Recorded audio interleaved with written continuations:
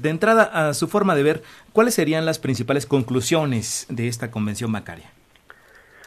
Bueno, siempre estas convenciones, estas reuniones se dan en distintas aristas, ¿no? En primera instancia, siempre hacer un recuento de un sector tan importante como es el sector financiero, que por lo que se indicó, no ha podido expandir los niveles de crédito, que es una de las principales funciones del sector financiero.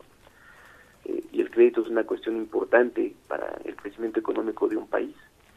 Entonces, si nosotros analizamos cómo ha venido creciendo muy lentamente las carteras de crédito al consumo, por ejemplo, y el consumo a la vivienda, ya no se diga de los créditos comerciales, pues ya nos da una víspera de lo que es pues la dinámica de crecimiento que muestra nuestro país desde el año anterior a ¿no? Que se analizan los porqués y por supuesto el incremento de las tasas de interés del Banco de México, así como el incremento de la inflación, resultado en gran medida, no únicamente, pero sí en gran medida por el precio de los energéticos, que es todo el conjunto de reformas que se ha dado, una reforma financiera que no pudo hacer mucho, que no pudo hacer mucho para expandir el crédito, y al mismo tiempo que la no expansión del crédito, resultado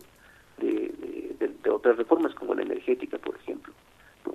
que hace que los precios de los energéticos suban y que esto sin duda impacta sobre los niveles de inflación, pues nos dan ya el contexto de las reuniones y de cómo los candidatos se insertan en esas discusiones, ¿no?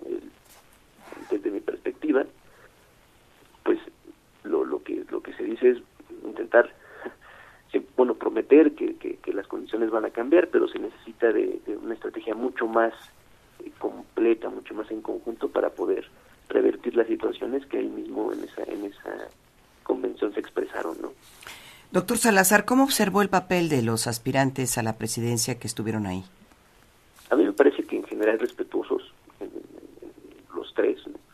Incluido, por ejemplo, Andrés Manuel López Obrador, que podría ser el más rijoso, el que estuviera más en contra, incluso con una declaración de que se respetará la autonomía del Banco de México, lo cual, pues es algo importante, ¿no? Finalmente, el papel, se ha dicho mucho de lo que piensa sobre las instituciones, y decir que se van a respetar me parece que es relevante. Yo creo que en este punto, pues no hay grandes comentarios, no hay grandes cosas a destacar, más que el hecho de que pues se necesita que el sector financiero apoye el crecimiento económico del país, y se necesita que los banqueros aporten un poco más de lo que puedan hacer para el crecimiento económico.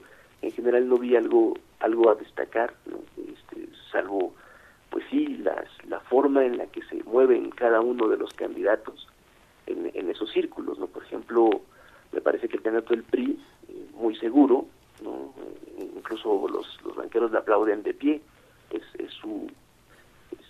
el tipo de gente con el que se siente mucho más a gusto, ¿no? Y por otro lado, Anaya, pues también pues dando los discursos adecuados para dejar tranquilos a todos por ahí. Es sin duda es un sector que necesita apoyar al candidato que va a ganar, no se pueden enfrentar tampoco a estos, y más en esta etapa de campaña, ¿no? De precampañas. ¿Y cuáles entonces podemos considerar que son los retos de la banca mexicana de cara a las dificultades monetarias mundiales ya anunciadas y también a la renegociación del Tratado de Libre Comercio, doctor? Bueno, en términos el reto, sin duda, del sector financiero es otorgar crédito en mejores condiciones y que pueda ayudar al desarrollo económico del país, ¿no? El crédito en actividades productivas será muy importante, pero con tasas de interés que sean adecuadas. Aquí ese es uno de los temas. México ha transitado por una política de tasas de interés que se elevan ya desde 2 o 3 años atrás, producto justamente del entorno internacional.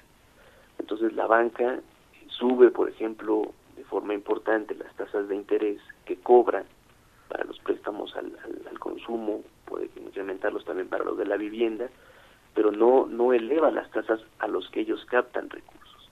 O sea, las tasas por las que ellos nos dan por nuestros ahorros siguen siendo muy bajas. Entonces, prácticamente su negocio está incluso en ese margen que pueden tener entre comprar deuda gubernamental como los CETES, ¿no? que se incrementan la tasa de rentabilidad, y mantener muy baja la tasa de interés por la que a los ahorradores que haya les dan por tener su dinero en el banco. Entonces no tiene incentivos mayores la banca para prestar hacia otro tipo de actividades. Obviamente que lo hacen para el consumo, no obstante que no tiene la dinámica que se esperaría, porque la diferencia de las tasas de interés es enorme, ¿no? Entonces, por un crédito al consumo te cobran un 40%, y el banco está recuperando dinero al 1.5 o 2, pues el margen financiero es muy, muy relevante. Entonces, no tienen el incentivo para prestar en actividades productivas o a menores tasas que puedan de verdad incentivar tanto los consumos internos, el mercado interno, como echar a andar negocios más importantes, ¿no?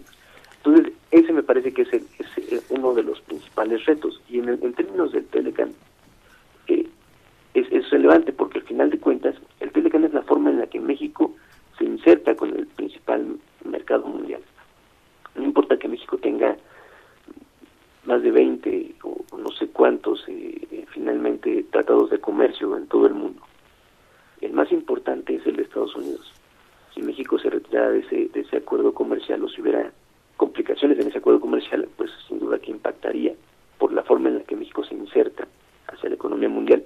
Pero tener un mercado interno sólido, sin duda que ayudaría a que los efectos fueran menores. Y nosotros hoy en día estamos muy, muy a la expensa de todos los movimientos internacionales que haya, ¿no? O sea, hay declaraciones por Trump y de inmediato se impacta el tipo de cambio y las consecuencias van sobre la economía nacional. Entonces,